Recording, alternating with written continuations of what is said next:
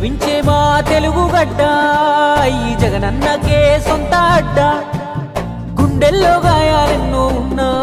ముండి గటమల్లే ముందుకెళ్ళినాడు గుడిసెల్లో దీపం అయినాడు అన్న పేదోడి పల్లెంలో నా కూడు నీ పేరు వింటే పేద తల్లే మురిసిపోయెనయ్యా నువ్వు చేరదీస్తే రాయి కూడా కరిగిపోతదయ్యా